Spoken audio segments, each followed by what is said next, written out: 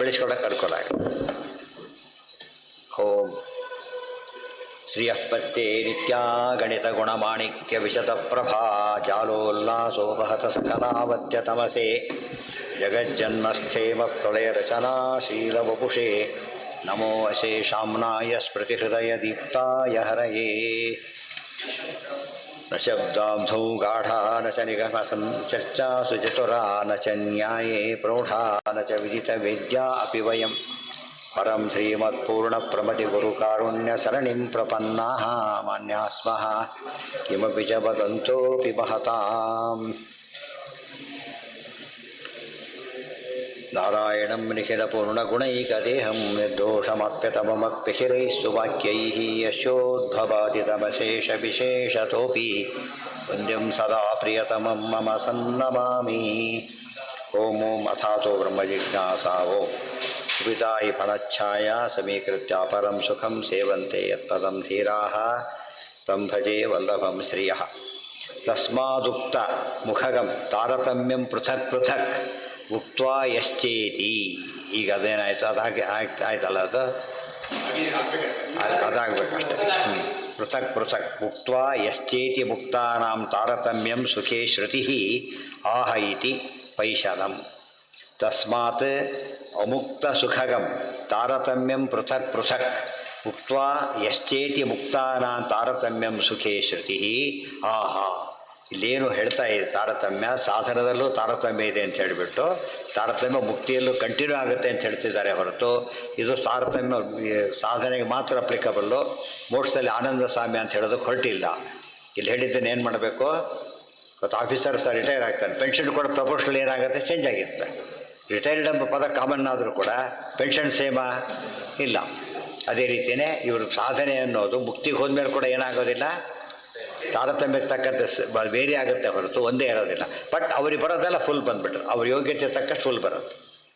ಅಹೇತಿ ಪೇಶ ಅವ್ರು ಹೇಳೋದು ಸರಿಯಲ್ಲ, ಪೇಶಲ್ಲ ಅಂತ ಹೇಳಿದರೆ ಅಗ್ರಾಹ್ಯ. ತಚ್ಚ ಶಬ್ದಾದೇವ ಗಮ್ಯತೆ, ಎಲ್ಲಿಂದ ಗೊತ್ತಾಗುತ್ತೆ, ಚಾ ಇದೆಯಲ್ಲ, ಆ ಚಾ ಶಬ್ದದಿಂದ ಇಷ್ಟು ಅರ್ಥ ಗೊತ್ತಾಗುತ್ತೆ, ಇಲ್ಲೂ ಇದೆ ಅಲ್ಲೂ ಇದೆ ಅಂತ ಅರ್ಥ ಅಂಥೇಳಿ ಸೂತ್ರದ ಮಾತಿಗೆ ಅರ್ಥ.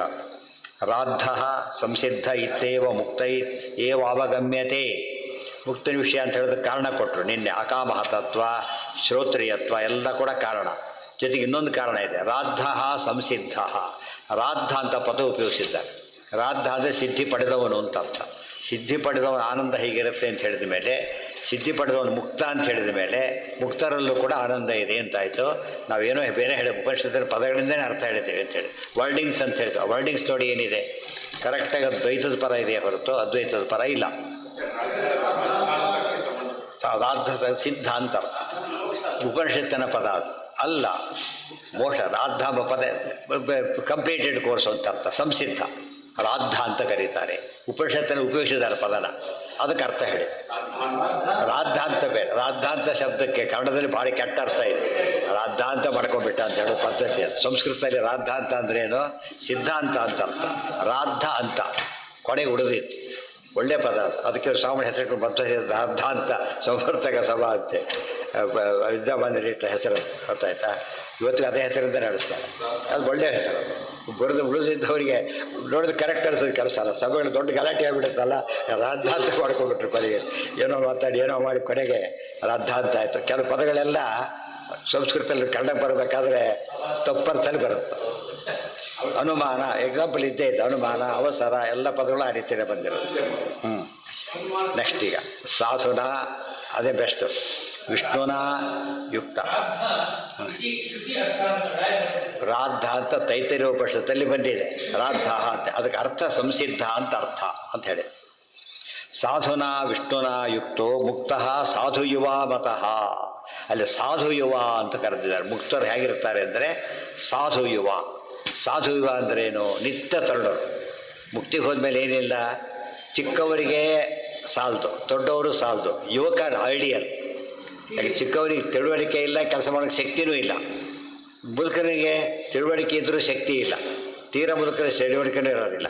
ಆ ಯುವಕ ಎರಡೂ ಆಗಿರ್ತಾರೆ. ಅದು ಮುಕ್ತಿಯಲ್ಲಿ ಹೇಗಿರ್ತಾರೆ ಅಂದರೆ, ದೇವ್ರ ರೂಪ ಚಿಂತನೆ ಮಾಡ್ಬೇಕಾದ್ರೆ ಏನು ಮಾಡಬೇಕು, ಯಾವಾಗಲೂ ನಿತ್ಯ ತರುಣ ರೂಪವನ್ನು ಚಿಂತನೆ ಮಾಡಬೇಕು. ಎಲ್ಲ ದೊಡ್ಡವ್ರ ಚಿಂತನೆ ಆ ರೀತಿ ಮಾಡಬೇಕಂತ ಪದ್ಧತಿ ಆಯಿತಾ. ಇಲ್ಲಿ ಅದನ್ನ ಹೇಳ್ತಾರೆ ಸಾಧು ಯುವ ಅಂತ ಹೇಳಿದರೆ ಫಾರ್ ಎವರ್ ಯೂತ್ ಅವ್ರು ಮತ್ತೆ ಬದುಕನ ವೃತ್ತಿ ಹೋದ್ಮೇಲೆ ಬದುಕನೇ ಆಗೋದಿಲ್ಲ. ಇಲ್ಲೇ ಕೂಡ ಏನು ಯೋಚನೆ ಮಾಡ್ತಿದ್ದಾರೆ ಗೊತ್ತಾ, ಕೆಲವು ಹಾರ್ಮೋನ್ಸ್ ಎಲ್ಲ ಅಡ್ಜಸ್ಟ್ ಮಾಡಿದರೆ ಏಜ್ ಇದಾಗುತ್ತೆ, ಏಜಿಂಗ್ ಸ್ಲೋ ಆಗುತ್ತೆ. ಇನ್ನೂ ಭಾರಿ ಕಷ್ಟಪಡ್ತಿದ್ದಾರೆ. ಬಂದುಬಿಟ್ರೆ ಒಂದು 400-500 ವರ್ಷ ಬದುಕುವಂದು ಯೋಚನೆ ಮಾಡ್ತಾ ಇದ್ದಾರೆ. ಅದೆಲ್ಲ ಆಗೋದಿಲ್ಲ, ಬಟ್ ಪ್ರಯತ್ನ ಮಾಡ್ತಿದ್ದಾರೆ.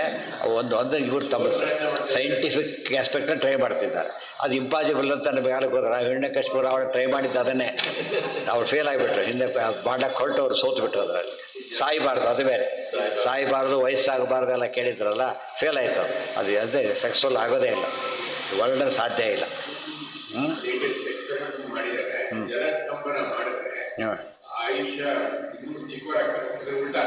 ಉಲ್ಟಾ ಸರಿ ಮಾಡಲಿ, ಬಟ್ ಮಾಡ್ಲಿಕ್ಕೆ ಯಾರು ಮುದುಕರಾಗ್ತಾನೆ ಇರ್ತಾರೆ ಹೊರತು ಮಾಡೋರೇ ಮುದುಕರಾಗ್ತಿರ್ತಾರೆ. ಅದೇನಾಗೋದು ಆಗಲ್ಲ. ಅದು ಎಷ್ಟೇ ಪ್ರೂವ್ ಮಾಡಿದ್ರು ಪಾಸಿಬಿಲಿಟಿ ಇಲ್ಲ. ಅದು ಅಶ್ವತ್ಥಾಮಾಚಾರ ಅಂತ ಅವರು ವರ್ಕೌಟ್ ಆಯ್ತದ ಅಂಥವ್ರಿಗೆ. ಇದು ಯೋಗ್ಯತೆ ಇರಬೇಕು ಅವನಿಗೆ, ಅರ್ಥ ಆಯ್ತಾ? ಬೆಳಿಗ್ಗೆ ಬೆಡ್ ಕಾಫಿ ಕೊಡಿ ಯಾವ ಮಂತ್ರ ಹೇಳಕ್ಕೆ ಬರುತ್ತೆ ಅವನಿಗೆ? ಸಾಧ್ಯನೇ ಇಲ್ಲ. ಒಂದು ಸಿದ್ಧಿಗೆ ಮಿನಿಮಮ್ ರಿಕ್ವೈರ್ಮೆಂಟ್ ಅವತ್ತು ಇಲ್ಲ. ಬದುಕಿ ಏನು ಮಾಡ್ತಾರೆ ಹೋಗಲಿ, ಅಕಸ್ಮಾತ್ ಬದುಕಿಯಾರು ಮುಂದೆ ಏನು ಮಾಡ್ತಾರೆ? ಹಾಗಿದ್ರೆ ಸರ್ಕಾರಿ ಸರ್ವಿಸ್ 200 years ಮಾಡಬೇಕಾಗ್ತದೆ. ಅಲ್ಲ, correct, scientifically possible but impossible. ಯಾಕೆಂದರೆ ಸೈನ್ಸ್ ಲಿಮಿಟೇಷನ್ ಇರೋದ್ರಿಂದ ಪ್ರಕೃತಿ ಸೈನ್ಸಿನ ಸೃಷ್ಟಿಯಾಗಿಲ್ಲ. ಅದು ಪ್ರಕೃತಿ ಏನು ಮಾಡುತ್ತೆ, ಅದ ಮೇಲೆ ಹೋಗುತ್ತೆ, ಮತ್ತೆ ಬಿಡೋದಿಲ್ಲ. ಬ್ಯಾಲೆನ್ಸಿಂಗ್ ಕೆಪಾಸಿಟಿ ಇದೆ ಪ್ರಕೃತಿಗೆ, ಗೊತ್ತಾಯ್ತಾ? ಅರ್ಥ ಆಯ್ತಾ ನಿಮಗೆ? ನ್ಯಾಚುರಲ್ ಅಡ್ಜಸ್ಟ್ಮೆಂಟ್ ಅಂತ ಹೇಳೋದಿಲ್ಲ. ಥರ್ಮೋಸ್ಟಾಟ್ ಹಾಕಿಬಿಟ್ರೆ ಆಮೇಲೆ ಚಾರ್ಜ್ ನಿಂತು ಬಿಡುತ್ತೆ. ಹಾಗೆ ಆ ಥರ ಪ್ರಕೃತಿ ಯಾವಾಗಲೂ ದೊಡ್ಡದಾದ್ರೆ ಏನೇ ಯೋಚನೆ ಮಾಡಲಿ ಮರ್ತೇನೆ ಚೇಂಜ್ ಆಗುವ. ಹಿರಣ್ಯಕಶಿಪುರ ದೃಷ್ಟಾಂತ ಅದೇ ಬಂದಿರೋದು. ಈಗ ಅದು ಕೇಳಕ್ಕೆ ಹೋಗಬೇಡಿ ಅದನ್ನು ಅಂತ ಹೇಳ್ತಾರೆ. ಮಾಡ್ಲಿಕ್ಕೂ ಹೋಗಬೇಡಿ, ಸಾಧನೆ ಮಾಡಿಕೊಡೋದು ಮುಖ್ಯ. ಮನುಷ್ಯತ್ವರು ಒಂದು ಯಾವುದೋ ವಯಸ್ಸಿನಲ್ಲಿ 100ರ ವಯಸ್ಸಿನಲ್ಲಿ ಅವರ ಸಾವು, ಆಮೇಲೆ ಎಷ್ಟೋ ವರ್ಷಗಳಾದ್ಮೇಲೆ ಮುಕ್ತಿಗೆಲ್ಲ ವಯಸ್ಸೇ ಆಗೋದಿಲ್ಲ. ಹೋದ್ಮೇಲೆ ವಯಸ್ಸಾಗೋದೇ ಇಲ್ಲ. ಅದೇ ಹೇಳ್ತಾರೆ ಇವತ್ತು. ಅದಕ್ಕೆ ನಮ್ಮ ದೇವರ ಎಕ್ಸಾಂಪಲ್ ನಮ್ಮ ಮುಂದೆ ಇಟ್ಬಿಡ್ತಾರೆ. ಇವತ್ತು 1000 ವರ್ಷದ ಹಿಂದಿಂದ ಯಾವುದೋ ಒಂದು ಗೋಲ್ಡ್ ಆಭರಣ ಸಿಕ್ತು, ಹೇಗಿರುತ್ತೆ ಮತ್ತೆ ನಿಮಗೆ? ಅದು ಗೋಲ್ಡೇ. ಅದೇ ಇದು ಸಿಕ್ಕರೆ ಮನೆಯಲ್ಲೇ ಕೆಟ್ಟವರು ತುಕ್ಕಿಡ್ತೋಗ್ಬಿಡ. ಅದಕ್ಕೆ ಅಂಥ ಬಾಡಿನೇ ಅಂಥದ್ದು, ಸ್ವರೂಪ ದೇಹ ಎಂಥದ್ದು ಅದರ ಮುಕ್ತ ಅನ್ನೋದು. ಇದಕ್ಕೆ ಗೋಲ್ಡ್ ಕಂಪ್ಯಾರಿಸನ್ ಅಷ್ಟೇ, ಯಾವ ಗೋಲ್ಡನ್ನು ಕಂಪೇರ್ ಮಾಡೋಕ್ಕೆ ಬರೋದಿಲ್ಲ. ಆ ಕ್ವಾಲಿಟಿ ಅದು. ಅದರಿಂದ ಏನಾಗೋದಿಲ್ಲ, ಅದು ಡಿಕೇಡೇ ಆಗೋದಿಲ್ಲ. ಈ ಕೊಂಡ ಸಾಲಿಗ್ರಾಮ ಆಯಿತು, ದೊಡ್ಡವ್ರು ಪೂಜೆ ಮಾಡಿದ ಸಾರಿ ಎಷ್ಟು ವ್ಯತ್ಯಾಸ ಇದೆ ಅದಕ್ಕೀಗ, ಗೊತ್ತಾ? ಆ ವ್ಯಾಲ್ಯೂನೇ ಬೇರೆ, ಸಿದ್ಧಿನೇ ಬೇರೆ, ಮೋಕ್ಷದಲ್ಲಿರೋದು. ಹೌದು, ನಮ್ಮ ಬಂಗಾರ ಮೆದುರಿಗಿದೆ ಇವತ್ತು. ಅರ್ಥ ಆಯ್ತಾ ನಿಮಗೆ? ಹಳೇದಕ್ಕೆ ಭಾರಿ ಆ್ಯಂಟಿಕ್ ವ್ಯಾಲ್ಯೂ. ಈ ಗ್ರಾಮ್ ಲೆಕ್ಕ ತೊಗೊಳ್ಳಲ್ಲ ಅದನ್ನು. ಯಾವ ಗ್ರಾಮ್ ಲೆಕ್ಕ ತೊಗೊಳ್ತಾರೆ ನಿಮಗೆ? ಅದನ್ನು ಹೇಳಿದ ರೇಟು ಆ ಥರ ಕೊಡ್ತಾರೆ. ತಪ್ಪು. ಆ ರೀತಿ ಪ್ರಯತ್ನ ಮಾಡಬಾರ್ದು. ನಾವು ಸರಿಯಾಗಿ ಸಂಪಾದನೆ ಮಾಡಬೇಕು, ಅದು ಆಗಬೇಕು ಹೊರತು ಇದು ತಪ್ಪಾಗತ್ತಿಲ್ಲದವ್ರು. ಈ ಕೆಲಸ ಮಾಡಿ ಗೌರವ ತಗೊಳ್ಳೋದು ಬೇರೆ, ಗೌರವಕ್ಕೋಸ್ಕರ ಕೆಲಸದ ನಾಟಕ ಮಾಡೋದು ಬೇರೆ. ಹಾಗೆ ಮಾಡೋಕ್ಕೆ ಬರೋದಿಲ್ಲ. ಸಾಧುನಾ ವಿಷ್ಣುನಾ ಯುಕ್ತೋ ಮುಕ್ತ ಸಾಧು ಯುವ. ಮತ್ತು ಅಲ್ಲೆಲ್ಲ ಪದಗಳಿಗೆಲ್ಲ ಅರ್ಥ ಹೇಳ್ತಾರೆ. ಇದಿಷ್ಟು ತೈತರಿಯ ಶಿಫ್ಟ್ ಆಗುತ್ತೆ. ಯೌವನಂ ನಿತ್ಯಮೇತಸ್ಯ ಮುಕ್ತಸ್ಯೇತಿ ಯುವಾ ಸಹ. ಯುವಕರನ್ನು ಯುವಕ ಅಂತ ಕರೀತಾರೆ, ಮುಕ್ತರನ್ನು ಯಾವಾಗಲೂ ಯುವಕ ಅಂತ ಕರೀತಾರೆ. ಇರದೇ ಯುವಕ ಅವನು.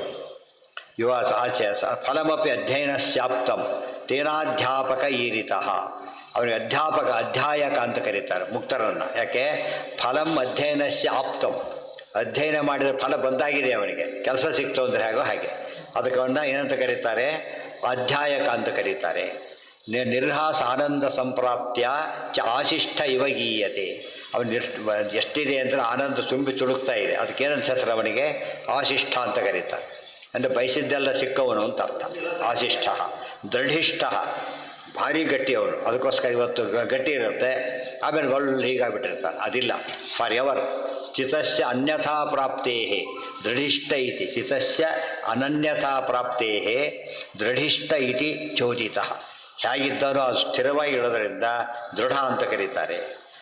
ಬೆಸ್ಟೋ ಚೇರು ದೃಢ, ಹಳೇದಾಯಿತು ಕೂತು ದಪ್ಪದ್ದು ಬಿದ್ದೋಗ್ಬಿಡುತ್ತೆ. ಅದು ಅಡ್ಡ ಇಲ್ಲ, ಅದಕ್ಕೆ ಒಂದು ಸ್ಟೇಜಲ್ಲಿ ಬಿದ್ದೋಗ್ಬಿಡುತ್ತೆ. ಅದು ಮುಕ್ತರ ಹಾಗಾಗೋದಿಲ್ಲ. ಯೌವನ ಅಂಬೋದು ನಿತ್ಯವಾದ ಯೌವನ, ದೃಢವಾದ ಯೌವನ. ಕೆಲವು ಹುಡುಗರು ಈಗಿರ್ತಾರಲ್ಲ, ಹಾಗಿಲ್ಲ, ಜೋರಾಗೇ ಇರ್ತಾರೆ. ಇದು ಉಪನಿಷತ್ತಿನ ಪದಗಳು, ಅದಕ್ಕೆ ತಕ್ಕಂತೆ ಅರ್ಥ ಮಾಡಿಕೊಡಿ ಅಂತ ಹೇಳ್ತಿರೋರು. ಬಲಿಷ್ಠಶ್ಚ ಸ್ವಭಾವೇನ ಮುಕ್ತೋ ಭಾವ. ಬಲಿಷ್ಠ ಅವನು, ಸ್ವಭಾವದಲ್ಲೇ ಬಲ ಇದೆ. ಆ ಥರ ಜ್ಞಾನಬಲ ಬಾಹುಬಲ ಎರಡೂ ಇಟ್ಕೊಂಡಿರ್ತಾನೆ. ಇವಿಷ್ಟು ಅಲ್ಲಿ ಅರ್ಥಗಳಿವೆ. ಅಲ್ಲಿಗೆ ನಾಳೆ ದಿವಸ ಭಾಷ್ಯ, ಈಗ ಭಾಷ್ಯ.